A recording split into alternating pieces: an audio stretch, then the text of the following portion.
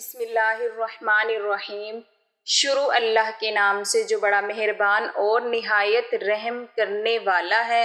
حضرت عائشہ رضی اللہ تعالی عنہا نے فرمایا، بیماری کیسی بھی ہو، کتنی بھی بڑی اور موذی بیماری ہو، کیسے ہی لا علاج بیماری ہو، نبی کریم صلی اللہ علیہ وسلم کی بتائی ہوئی بیماری کو دور بھگانے والی یہ تسبیح دن کے کسی بھی حصے میں پڑھ لو۔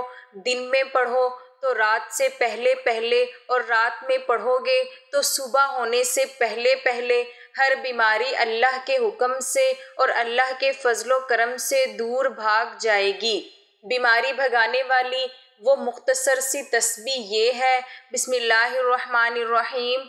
ناظرین محترم، بحیثیت مسلمان ہمارا یہ عقیدہ اور ایمان ہے کہ اللہ پاک کے کلام میں بہت بڑی طاقت ہے۔ قرآن اللہ کا وہ پاک کلام ہے جو ہر انسان کی پوری زندگی کے تمام معاملات کا حل اپنے اندر لیے ہوئے ہے۔ قرآن پاک وہ واحد کتاب ہے کہ جس میں قیامت آنے تک انسان کے تمام مسائل اور انسان کی تمام جسمانی اور روحانی بیماریوں کا علاج پوشیدہ ہے۔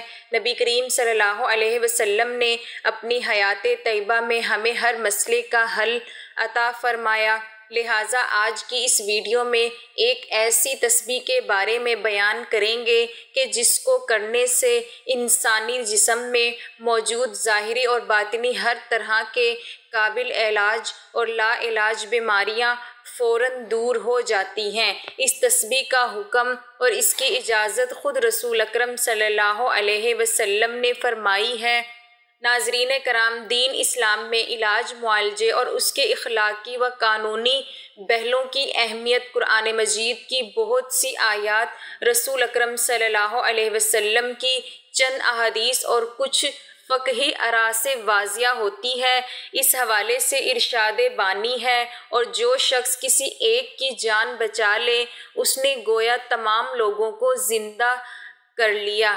سورۃ مائدہ قرآن مجید کا ایک وصف یہ بھی ہے، اے لوگو، تمہارے پاس تمہارے رب کی طرف سے ایک ایسی چیز آئی ہے جو نصیحت ہے، اور دلوں میں جو روگ ہیں ان کے لیے شفا ہے، اور رہنمائی کرنے والی ہے اور رحمت ہے ایمان والوں کے لیے۔ سورۃ یونس۔ حضرت ابراہیم علیہ السلام نے بیماری سے شفا کو اللہ رب العزت کی نعمت قرار دیا۔ اس حوالے سے ارشاد ہے، اور جب میں بیمار ہو جاتا ہوں تو وہی مجھے شفا دیتا ہے۔ سورۃ شعراء۔ حضرت عیسیٰ علیہ السلام کے معجزات میں سے ایک معجزہ امراض سے شفا بھی تھا۔ رسول اکرم صلی اللہ علیہ وسلم نے امراض و تکالیف کے حوالے سے علاج و اسباب کو اختیار کرنے پر زور دیا تاکہ مسلمان جسمانی، قلبی اور روحانی طور پر صحت مند رہیں۔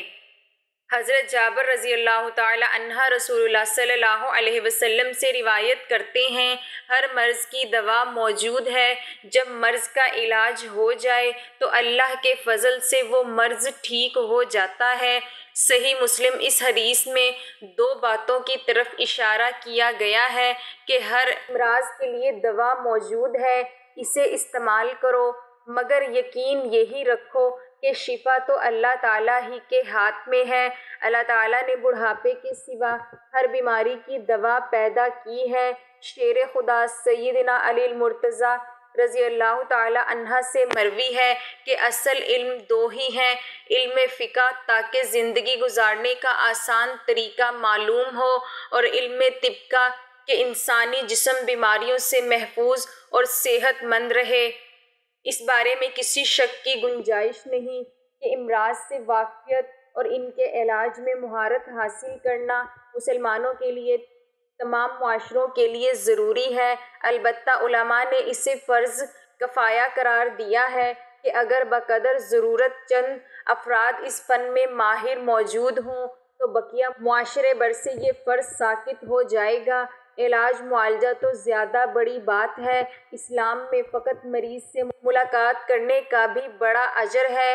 فرمان رسول اللہ صلی اللہ علیہ وسلم ہے، صبح کے وقت ایک مسلمان سے صرف ملاقات و عیادت کرنا شام تک کے لیے ہزاروں فرشتوں کی دعا کا مستحق بنا دیتا ہے، اور اسی طرح شام کے وقت کسی کو جا کر ملنا صبح تک کے لیے یہی انعام دلواتا ہے، اور پھر اسی پر بس نہیں بلکہ جنت میں مزید انعام کا وعدہ بھی ساتھ ہی ہے۔ حضرت ابو ہریرہ رضی اللہ تعالی عنہ سے مروی ہے، آپ صلی اللہ علیہ وسلم کا فرمان ہے، اللہ تعالیٰ قیامت کے دن فرمائے گا، اے ابن آدم، میں مریض تھا، تو نے میری تیمارداری کیوں نہ کی؟ کہ بندہ عرض کرے گا، اے اللہ، میں آپ کی عیادت کیسے کرتا حالانکہ آپ رب العالمین ہیں، یعنی آپ بیمار ہونے سے پاک ہیں۔ اللہ تعالیٰ کی طرف سے جواب آئے گا کہ میرا فلاں بندہ مریض تھا، تو نے اس کی تیمارداری نہیں کی، کیا تجھے پتہ نہیں؟ اگر تو اس کی تیمارداری کرتا تو مجھے اسی کے پاس باندھا۔ حضرت ابو ہریرہ رضی اللہ تعالی عنہ اور عبداللہ بن عمر رضی اللہ تعالی عنہ سے مروی آپ صلی اللہ علیہ وسلم کا فرمان ہے، جب کوئی شخص کسی مریض کی تیمارداری کے لیے جاتا ہے تو اللہ تعالیٰ 70,000 فرشتوں کو مقرر فرماتا ہے جو اس کے لیے دعائے مغفرت کرتے رہتے ہیں۔ یہ تیمارداری کی غرض سے جانے والا شخص جب قدم زمین سے اٹھاتا ہے تو اس کے لیے نیکی لکھ دی جاتی ہے، اور جب قدم زمین پر رکھتا ہے تو اس کا گناہ مٹا دیا جاتا ہے اور اس کا درجہ بلند کر دیا جاتا ہے، یہاں تک کہ وہ اس مریض کے پاس بیمارداری کے لیے جا بیٹھتا ہے تو اللہ کی رحمت اسے ڈھانپ لیتی ہے، اور اس وقت تک اللہ کی رحمت میں ڈھکا رہتا ہے جب تک مریض کی تیمارداری کر کے واپس نہیں آ جاتا۔ حضرت انس رضی اللہ تعالی عنہ سے مروی آپ صلی اللہ علیہ وسلم کا فرمان ہے، جو شخص اچھی طرح وضو کرے اور ثواب کی نیت سے کسی مسلمان بھائی کی عیادت کے لیے جائے تو اسے جہنم سے 70 سال کی مسافت کے برابر دور کر دیا جاتا ہے۔ حضرت ابن عباس رضی اللہ تعالی عنہ سے مروی آپ صلی اللہ علیہ وسلم کا فرمان ہے، تیمارداری کرنے والا مریض کے پاس بیٹھ کر 7 مرتبہ یہ دعا کریں تو اللہ اسے اس مرض سے شفا عطا فرماتا ہے۔ اسأل اللہ العظیم رب العرش العظیم ان یشفیک۔ اس کے علاوہ بھی دعائیں احادیث میں آئی ہیں، اس لیے ڈاکٹر بشرط ایمان ان سب اجر و ثواب کا اس وقت کا حقدار ہوتا ہے جب وہ نیک نیتی اور خدمت خلق کے جذبے سے یہ امور انجام دے۔ مریض کو تسلی کے کلمات کہنا ہی عیادت ہے جو کہ عبادت ہے، اس کے بعد اس کا علاج معالجہ کرنا مزید باعث اجر ہے۔ اگر خدا نخواستہ ڈاکٹر مریض سے محض پیسے بٹورنے کے لیے کام کر رہا ہے تو وہ دھندا تو کہلایا جا سکتا ہے، خدمت خلق کا نام دینا ناانصافی ہے، کیونکہ یہ انسانیت کی بہت بڑی خدمت ہے اور اسلام انسانیت سے مکمل ہمدردی کا نام ہے، اس لیے شریعت نے اس بارے میں مکمل رہنمائی کی ہے اور ڈاکٹر کی ضرورت، معیار، ذمہ داریاں اور اس کی معاشرتی حیثیت کو اہمیت سے بیان کیا ہے۔ اللہ تعالیٰ نے اس کائنات میں زہر کے ساتھ ساتھ اس کا تریاق بھی پیدا فرمایا ہے اور بیماریوں کے ساتھ ساتھ اس کا علاج بھی۔ رسول اللہ صلی اللہ علیہ وسلم نے ارشاد فرمایا، اللہ تعالیٰ نے بڑھاپے کے سوا ہر بیماری کی طواف پیدا کی ہے۔ روایت سنن ابو داؤد۔ اب یہ انسان کا کام ہے کہ وہ اللہ تعالیٰ کی دی ہوئی عقل اور تجربے کی قوت کو استعمال کرتے ہوئے دعاؤں کو دریافت کرے۔ اس کام کو میڈیکل سائنس اور ڈاکٹر انجام دیتے ہیں، اس لیے اس میں کوئی شبہ نہیں کہ انسانی خدمت کے پہلو سے ان کی خدمات نہایت اہم ہیں۔ بھوکے کو کھانا کھلانا، محتاج کو کپڑے پہنانا، معذور کے کام میں ہاتھ بٹانا اور ضرورت مند کی حاجت پوری کرنا، یہ سب مخلوق کی خدمت ہے، لیکن انسان سب سے زیادہ خدمت کا محتاج اس وقت ہوتا ہے جب وہ مریض ہو۔ بیماری انسان کو اس مقام پر پہنچا دیتی ہے کہ کھانا موجود ہونے کے باوجود وہ کھا نہیں سکتا، حالت و سلامت ہے لیکن وہ ایک قدم چل نہیں سکتا اور تیمارداری اور مددگاروں کے رحم و کرم کا محتاج ہو جاتا ہے۔ اس لیے رسول اللہ صلی اللہ علیہ وسلم نے مریض کی عیادت اور تیمارداری کو بے حد اجر کا باعث قرار دیا ہے۔ آپ صلی اللہ علیہ وسلم نے فرمایا، جب تک ایک شخص مریض کی عیادت میں رہتا ہے گویا وہ جنت کے باغ میں ہے۔ صحیح مسلم۔ اس طرح ڈاکٹر گویا اپنی ڈیوٹی کے پورے وقت اس حدیث کا مصداق ہوتا ہے۔ رسول اللہ صلی اللہ علیہ وسلم نے ارشاد فرمایا کہ لوگوں میں سے بہتر وہ ہے جو لوگوں کو سب سے زیادہ نفع پہنچائے، اور کون ہے جو انسانوں کے لیے ڈاکٹر اور مولر سے بڑھ کر نافع ہو۔ اس طرح گویا حضور صلی اللہ علیہ وسلم کی بارگاہ سے ڈاکٹر کو خیر الناس یعنی بہترین انسان کا ایوارڈ ملا ہے۔ ان سے بڑھ کر اور کیا اعزاز ہو سکتا ہے؟ واقعہ یہ ہے کہ یہ گروہ انسانیت کا سب سے بڑا محسن ہے، اور اس نسبت سے ان کی توقیر و تکریم معاشرے کا فریضہ ہے۔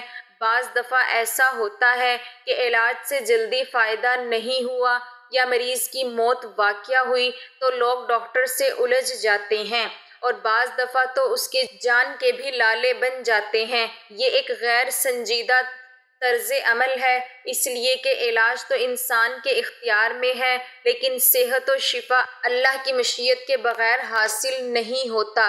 جو شخص جس مقام کا حامل ہوتا ہے اسی نسبت سے اس کی ذمہ داریاں بھی ہوتی ہیں۔ اس لیے ڈاکٹر اور معالج حضرات کو اپنی ذمہ داریوں پر بھی توجہ دینی چاہیے۔ ڈاکٹر کا بنیادی فریضہ یہ ہے کہ وہ اس پیشے میں خدمت کے پہلو کو مقدم رکھے۔ ہم یہ تو نہیں کہہ سکتے کہ وہ مریضوں کا مفت علاج کرے اور اپنے گھر سے دوائیں لا کر کھلا دے، لیکن یہ زور ہے اس پیشے کو محض تجارت اور بزنس نہ بنا دیا جائے، اور اجرت کے ساتھ ساتھ اجر کے بہنوں کو بھی ملحوظ رکھا جائے۔ اس وقت صورتحال یہ ہے کہ تعلیم اور علاج نے ایک زبردست کاروبار کی صورت اختیار کر لی ہے، اور معاشی کشش کی وجہ سے بہت سے ہوٹل ہسپتالوں میں تبدیل ہو گئے ہیں۔ ڈاکٹروں کی فیس مریض کے لیے ناقابل برداشت بوجھ بن گئی ہے۔ پھر فیس کے سلسلے میں بھی ایک نئی روایت یہ قائم ہو رہی ہے کہ مریض جتنی بار مشورے کے لیے جائے ہر بار فیس ادا کرے۔ اس طرح بعض اوقات ہر ہفتہ ڈاکٹرز فیس وصول کرتے ہیں۔ پھر آمدنی کے بالواسطہ ذرائع بھی پیدا کر لیے گئے ہیں۔ دوائیں لکھی جاتی ہیں اور مخصوص اور متعین دکانوں سے دوا خریدنے کو کہا جاتا ہے تاکہ ان سے کمیشن مل سکے۔ مریض پر بوجھ ڈالنے اور اپنی جیب بھرنے کے لیے ایسا بھی ہوتا ہے کہ جو دوائیں پہلے لکھی گئی تھیں ابھی وہ ختم بھی نہیں ہوئی کہ دوا تبدیل کر دی جاتی ہے، اور اسی فارمولے کی دوسری دوا جس کا نام کمپنی بدل جانے کی وجہ سے بدلا ہوا ہوتا ہے لکھ دی جاتی ہیں۔ بیچارے مریض کو ڈاکٹر صاحب کی اس ہوشیاری کی خبر بھی نہیں ہوتی۔ یہ بھی دیکھا گیا ہے کہ جتنی دوا مطلوب ہے ان سے زیادہ لکھ دی گئی، اور چند دنوں میں نسخہ بدل دیا گیا اور زائد دوائیاں بیکار ہو گئیں۔ یہ بھی ہوتا ہے کہ نقلی دوائی یا ایسی دوائیں جن کی مدت ختم ہو چکی ہے دی جاتی ہیں، اور معیاری دوائیوں کی قیمت وصول کی جاتی ہے۔ بے مقصد ٹیسٹ کرائے جاتے ہیں۔ مریض نے اگر کسی دوسرے ڈاکٹر سے ٹیسٹ کرایا تو چاہے وہ رپورٹ 2 دن پہلے کی ہی کیوں نہ ہو، لیکن نیا ڈاکٹر پھر سے پورے ٹیسٹ کراتا ہے، اور یہ بھی ضروری قرار دیا جاتا ہے کہ ڈاکٹر نے جس پیتھولوجسٹ کا مشورہ دیا ہے اسی کے ہاں ٹیسٹ کرایا جائے۔ ان اقدامات میں مخلصانہ جستجو اور تحقیق کا جذبہ شاذ و نادر ہی ہوتا ہے۔ اکثر اس کا مقصد زیادہ سے زیادہ کمانا اور اپنی جیب بھرنا ہوتا ہے۔ ایسا بھی ہوتا ہے کہ ایک ڈاکٹر دوسرے ڈاکٹر یا کسی خاص ہسپتال کو مریض ریفر کرتا ہے۔ یہ تمام صورتیں اگر مریض کی بھلائی کے جذبے سے ہو تب تو ان کی افادیت سے انکار نہیں کیا جا سکتا، لیکن افسوس کہ ان سب کا مقصد کمیشن کھانا ہوتا ہے۔ دواؤں پر کمیشن، ٹیسٹ پر کمیشن، مریض کے بیچنے پر کمیشن، اور جہاں جہاں ممکن ہو وہاں سے کمیشن کا حصول۔ ان کمیشنوں اور ان کی بڑھتی ہوئی شرموں سے مریض کی کمر توڑ دی ہے، اور غریب لوگوں کے لیے ہسپتال جانے کا تصور بھی ایک بوجھ ہوتا جا رہا ہے۔ یہ کمیشن فقہی اعتبار سے رشوت ہے، اس کا لینا حرام ہے اور اس میں واسطہ بننا بھی حرام ہے۔ یاد رکھیے، اسلام میں جہاں حقوق اللہ کی اہمیت ہے، وہی حقوق العباد کو بنیادی اور دوہری اہمیت دی گئی ہے۔ حقوق العباد میں خدمت خلق بنیادی اہمیت کا حامل شعبہ ہے، اور خدمت خلق کے شعبے میں بیمار اور مریض افراد کا علاج کا معالجہ اور ان کی خدمت ایک عظیم نیکی ہے۔ اگر ڈاکٹر حضرات اپنے اس پیشے میں اخلاص و ایثار کا مظاہرہ کرتے ہوئے اپنی ذمہ داری پوری کریں تو بلا شبہ یہ انسانیت کی خدمت اور ایک عظیم نیکی ہوگی۔ لیکن فی زمانہ ڈاکٹروں کی اور وکیلوں کی بھاری فیسوں اور انسان کو بہت سے معاملات میں الجھا دینے والی ان دونوں محکموں کی روش کے پیش نظریہ محاورہ ضد عام ہے کہ اللہ تعالیٰ انسانوں کو سفید اور سیاہ دونوں طرح کے کوٹ والوں کے شر سے محفوظ فرمائے۔ یعنی یہاں سفید کوٹ سے مراد ڈاکٹرز اور سیاہ کوٹ سے مراد وکیل حضرات ہیں۔ لہٰذا ان دونوں محکموں کو ہوش کے ناخن لینے چاہیے اور لوگوں کے لیے فائدہ مند ثابت ہونا چاہیے۔ بہرحال ناظرین محترم، ہماری آج کی اس معلوماتی ویڈیو میں ایک ایسی تسبیح پیش کی جا رہی ہے جو بیماریوں کے علاج کے حوالے سے حضور رحمت دو عالم جناب حضرت محمد صلی اللہ علیہ وسلم کی احادیث سے ثابت شدہ بھی ہے، اور جب بھی کوئی بیمار آپ صلی اللہ علیہ وسلم کے پاس لایا جاتا، آپ صلی اللہ علیہ وسلم خود کسی بیماری میں مبتلا ہو جاتے یا آپ صلی اللہ علیہ وسلم کے اہل بیت اطہار میں سے کوئی ایمان ہوتا تو آپ صلی اللہ علیہ وسلم یہ تسبیح پڑھتے اور اس پر دم فرما دیتے تھے۔ اس تسبیح کی بدولت اللہ عز و جل بیمار کو شفا عطا فرماتے ہیں۔ ناظرین محترم، آج کے مادہ پرستی اور فتنوں سے بھرے ہوئے زمانے میں غریب لوگ بے حد مفلسی اور تنگ دستی کی زندگی گزارنے پر مجبور ہیں۔ بہت سے بھائی اور بہنیں ہمیں پیغام بھیجتے ہیں کہ کوئی ایسا وظیفہ اور کوئی ایسا عمل بتائیں کہ جس کو کرنے سے کسی ڈاکٹر یا طبیب کے پاس جانے کی ضرورت ہی نہ پڑے اور گھر بیٹھے بیٹھے علاج ہو جائے۔ تو محترم اسلامی بھائیوں اور بہنوں، نہایت ہی مجرب اور نہایت ہی کارآمد علاج پیش کر رہے ہیں۔ نبی کریم صلی اللہ علیہ وسلم سے ثابت ہے، بلکہ خود سیدہ عائشہ صدیقہ رضی اللہ تعالی عنہا نے نبی کریم صلی اللہ علیہ وسلم سے ثابت شدہ یہ علاج خود امت کے حوالے فرمایا ہے۔ اس تسبیح کے عمل سے قابل علاج اور ناقابل علاج یعنی لا علاج ہر طرح کی بیماری اللہ کے حکم سے اور اللہ کے اذن سے الحمدللہ بفضل خدا جاتی رہتی ہے۔ بات صرف اور صرف یقین کی ہے۔ اگر آپ ڈاکٹروں سے علاج کروا کر تھک چکے ہیں اور اپنا بہت سا ڈھیروں ڈھیر مال ڈاکٹروں کی نظر کر چکے ہیں لیکن پھر بھی شفا یابی سے محروم ہیں، یا پھر آپ کے پاس اتنے پیسے ہی نہیں ہیں کہ آپ بڑے بڑے ڈاکٹروں کی فیسیں ادا کر سکیں اور یہ چاہتے ہیں کہ گھر بیٹھے ہی اللہ پاک آپ کو ہر طرح کے موذی اور خطرناک امراض سے نجات عطا فرما دے، تو آپ نے یہ تسبیح اپنے معمولات میں شامل کر لینی ہے۔ انشاءاللہ پہلی ہی بار پڑھنے سے افاقہ آپ خود محسوس کریں گے۔ اگر آپ خود بیمار ہیں تو خود کو یہ تسبیح پڑھ کر دم کر لیں، لیکن اگر کسی دوسرے کے لیے یہ عمل کر رہے ہیں تو بھی درست ہے، اور اللہ کے حکم سے دوسروں کو دم کرنے سے انہیں شفا یابی حاصل ہو جائے گی۔ نہایت ہی آسان اور مجرب عمل ہے، نہایت مختصر دعا ہے جس کا عمل آپ نے کرنا ہے۔ عمل کا پورا اور مکمل طریقہ جان لیجئے کہ یہ عمل آپ نے ہر طرح کی چھوٹی بڑی موذی اور لا علاج بیماریوں سے نجات اور ان سے حفاظت کے لیے کر لینا ہے۔ خاص طور سے جن گھروں میں چھوٹے بچے ہیں جو بہت جلد کسی نہ کسی بیماری کا شکار ہو جاتے ہیں، تو نبی کریم صلی اللہ علیہ وسلم کا بتایا ہوا یہ دم ان پر ضرور کریں۔ انشاءاللہ بچے ہر طرح کی چھوٹی بڑی اور موذی امراض سے محفوظ ہو جائیں گے۔ ناظرین محترم، بغیر کسی شک و شبہ کے اور بغیر کسی حیل و حجت کے جو دم ہم آپ کو اس ویڈیو میں بتا رہے ہیں اسے اپنی روزمرہ کی زندگی میں شامل کریں اور انشاءاللہ آپ خود ہمیں دعائیں دیں گے۔ ابن ماجہ میں اس حوالے سے بہت سی دعائیں اور نبی کریم صلی اللہ علیہ وسلم کے دم فرمانے کا مفصل بیان موجود ہے۔